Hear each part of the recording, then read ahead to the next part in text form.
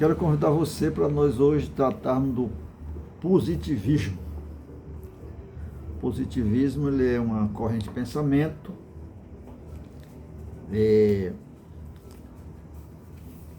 no tempo está localizado no século XVIII e no século XIX, né? Século XIX, 1800 e 1900, uma localização temporal dessa corrente de pensamento está localizada aí no século XVIII e XIX, né? E eu quero apresentar aqui um livro do doutor E.C. Grelling, E.C. Grelling, né? Aqui, edições 70, uma história da filosofia. Esse é um erudito que tem uma capacidade peculiar, ímpar, de sistematizar as grandes doutrinas filosóficas em poucas páginas. Esse livro aqui era aguardado, a tão aguardada obra de referência por um dos mais eminentes pensadores do mundo, E.C. Grelling, né? Então nós vamos falar aqui sobre o positivismo.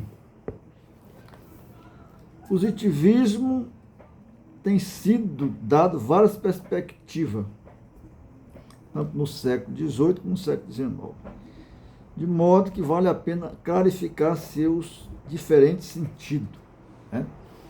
Então, o positivismo ele está dividido em três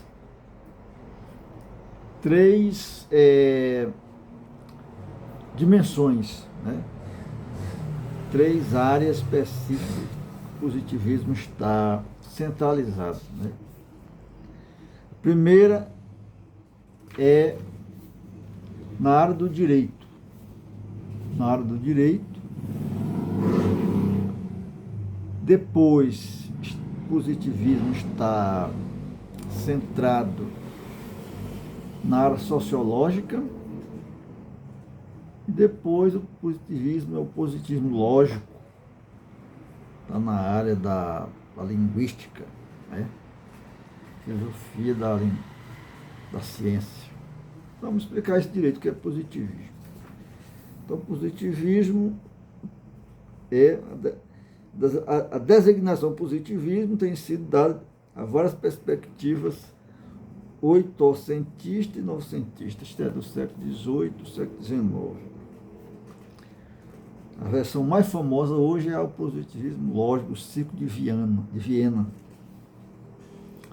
Então vamos lá aqui fazer esse resumozinho aqui para a gente entender a aplicação do termo positivista, né?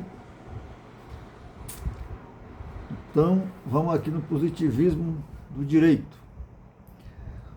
Na teoria do direito, o positivismo é o ponto de vista de que a resposta à pergunta: o que é uma lei válida? Então, na teoria do direito, o positivismo é o ponto de vista de que a resposta à pergunta: o que é uma lei válida?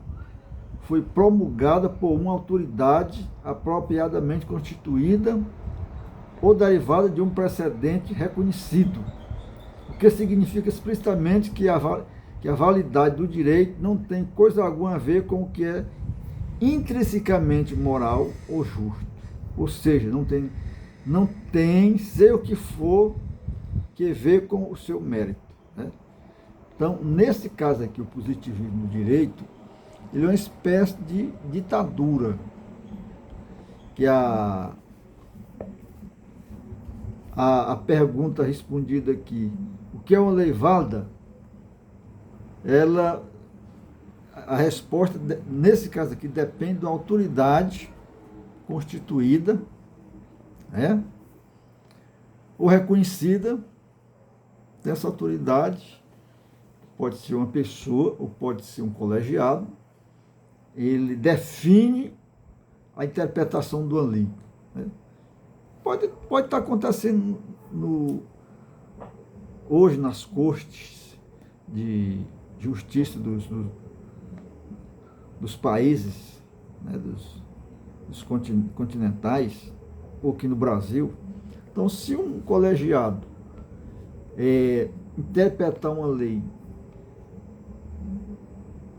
dizer que a interpretação é aquela, embora que seja moralmente errado, intrinsecamente, essencialmente equivocada, mas se o colegiado determinou e se obedece, isso é um positivismo,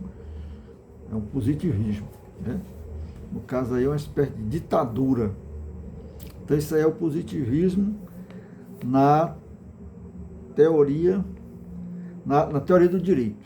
Então o doutor Gelli diz o seguinte: na teoria do direito, o positivismo é o ponto de vista de que a resposta à pergunta o que é uma lei válida foi promulgada por uma autoridade apropriadamente constituída ou derivada de um precedente reconhecido, o que significa explicitamente que a validade do direito não tem coisa alguma que ver com o que é intrinsecamente moral ou justo, ou seja, não tem seja o que for que ver com o seu mérito, né? Mesmo uma lei integralmente má, e há muitas, é válida se a autoridade apropriada promulgar.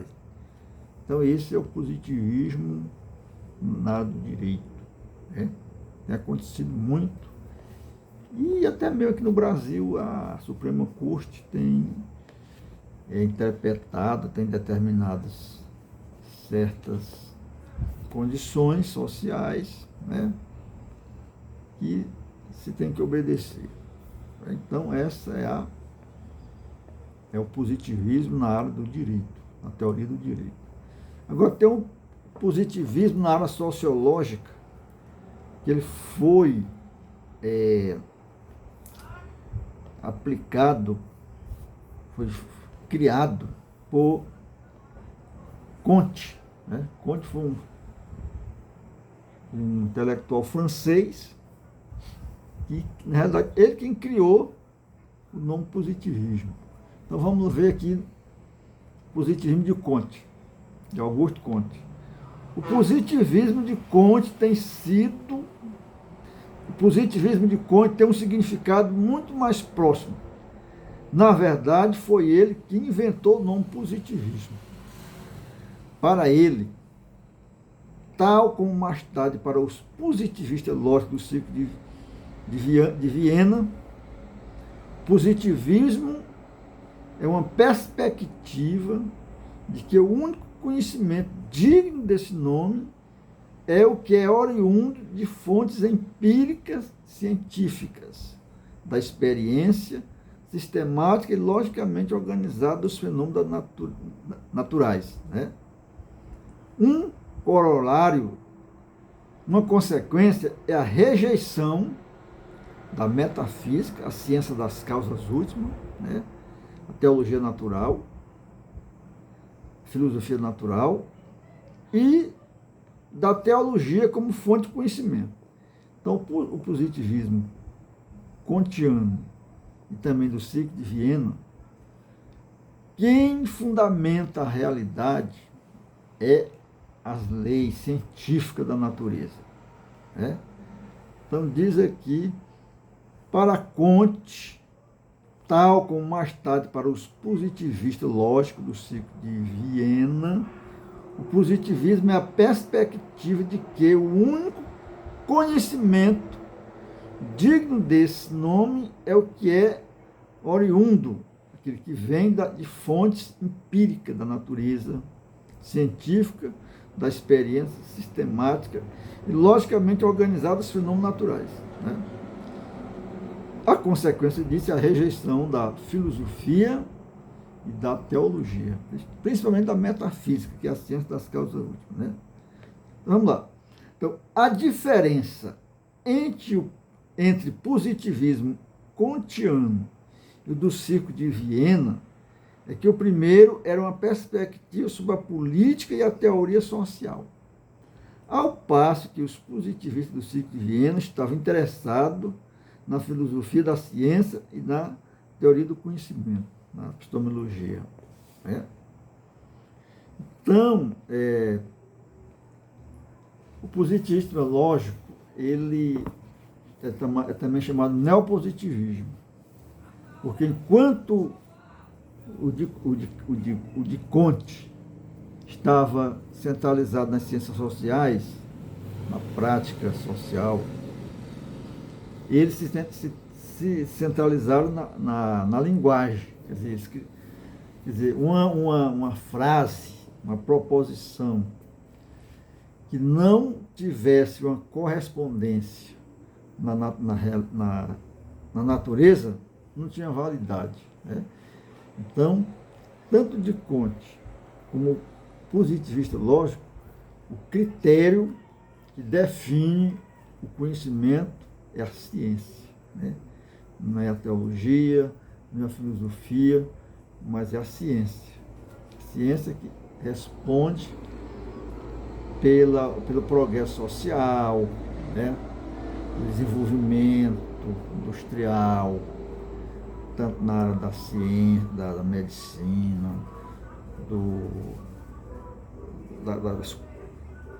toda dimensão empírica. Então, a ciência que constrói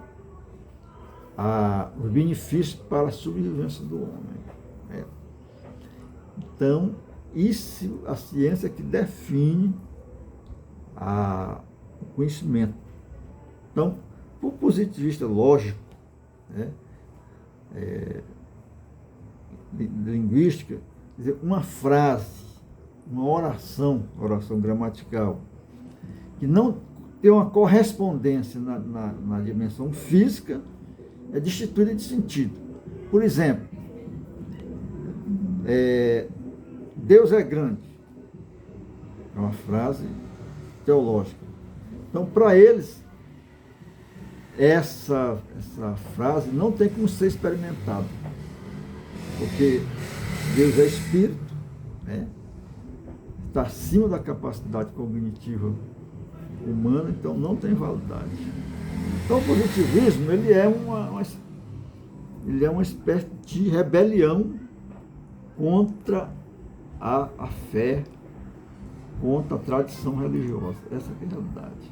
Então, o positivismo é isso aí, né? Claro que tem mais detalhes, tem mais nuances, mas, em essência, é isso aí. O positivismo jurídico, que é aquele que a autoridade diz que uma lei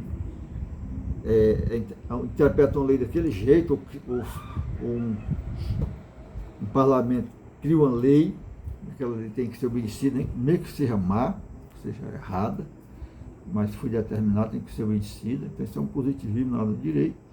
Aí tem um positivismo na área social, né? E a realidade, a ciência é o intérprete, também o órgão criativo do ser humano. E o positivismo lógico, o neopositivismo, está preocupado com a linguagem, criar uma linguagem, para ele, a única linguagem é aquela que tem uma correspondência na vida fática, na ciência. Então, uma frase que não tem uma correspondência na ciência não tem validade.